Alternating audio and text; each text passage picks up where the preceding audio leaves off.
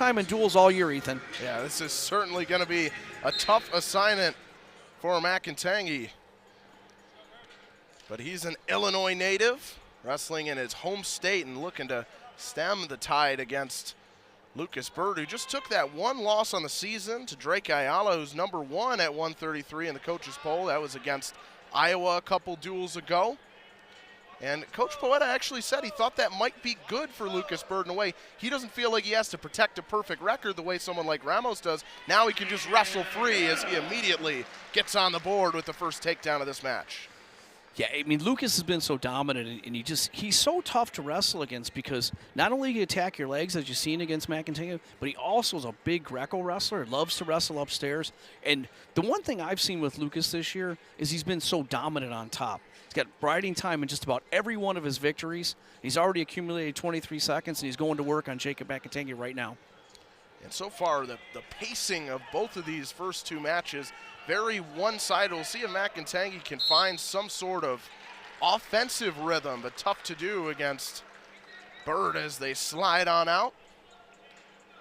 As we said, Lucas Byrd last week, with those two big wins against Braxton Brown, 7-3, and then Dylan Shire, that was the big one. And he won 6-5 in a tough one. And Bird's going to let him go, and he's going to go to work on his feet here. Very confident. But those two victories out east earned Byrd the Big Ten Wrestler of the Week, Ethan. Yeah, he is the gold standard here in this conference. Obviously up there with Drake Ayala of Iowa. Those two guys about as good as they come at 133. And certainly for Macatangay, a tough assignment. Just his third career duel in Big Ten play. But very familiar with Champaign. He won a state title here, as we said, right behind us here at the State Farm Center. It's a dangerous situation for Jacob. Lucas loves to be upstairs. There's that front headlock, and he's going to put his head, what they call head in the hole, and he's going to chase it. He's looking for that far ankle, and as he keeps keeping that head in the hole, it'll eventually come out. And nice job by Jacob. Re-attack, takedown. Finally some aggression there as he snatches the lead now, 4-3. This is an explosive wrestler, make no mistake, a guy who has 7 pins to lead the team in his redshirt season a couple of years ago, and now providing some real resistance for the seemingly invincible Lucas Byrd. Now we're knotted up at 4 apiece. Yeah, and that takedown by Macatangay, I mean, give the guy credit. Give him a ton of credit. He stayed patient, circled, and it just seemed Lucas got just a little bit over-aggressive. There's a nice ankle pick. And Byrd with 3 more. Right back on top and continuing to stack up that riding time as well. Close to half a minute now. Yeah, what I was saying, it seemed like Lucas got caught on his heels and got backed up and kind of tripped out of that takedown. But give it credit to the young guy. Not been here intimidated by Lucas Byrd so far. And again, in matchups like this, it's not even just about the win and the loss. It's if you're not going to win it, can you prevent bonus points? And so far, so good for Macatangay. Of course, you have to imagine at this stage he's still thinking about finding a way to win, but at the very least, quite competitive here early. Final seconds of period number 1, and that is going to conclude matters. 11 points scored in total in a thrilling start to this match. Yeah, and the first 2 matches so far, that scoreboard's exhausted. 16-1, and now already 11 points here in the second match. It'd be interesting to see if Jacob could ride Lucas here. Scoreboard operator getting a heck of a finger workout so far as these athletes get a heck of a workout as well.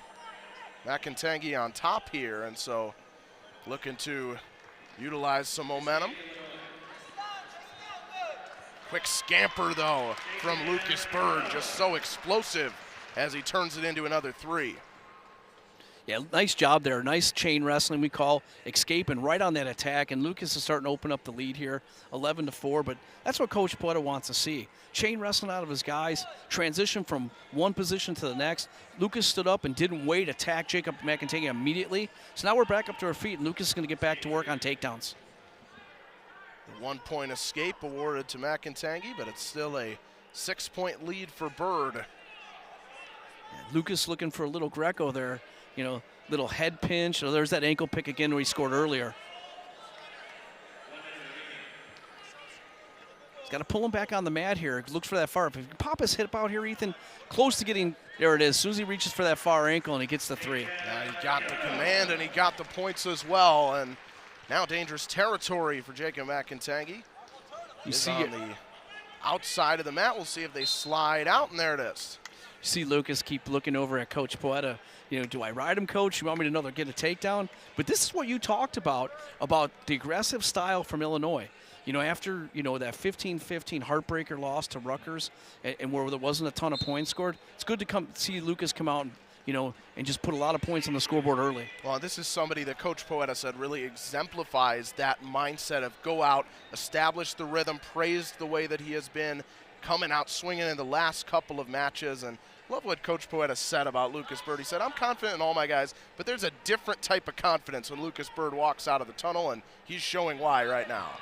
He's just physical. I mean, there's another takedown, and he's going to open up a 17-6 lead, and here he is. He looks at him again, and Coach Poeta told him to stay on with the clock under 10 seconds. Lucas is just very physical for a 133-pound wrestler, 2 periods in the books, and that physicality on full display. And after things got a little bit tight here early, Lucas Byrd is in complete command of this match at 133. And Coach Poeta signals to him, 2 more takedowns, and that's what he's going to let him go. But, back to that Drake Ayala match, and they go into Iowa, into enemy territory, a very tough place to wrestle. It's Lucas Byrd's first match ranked number 1 in the country.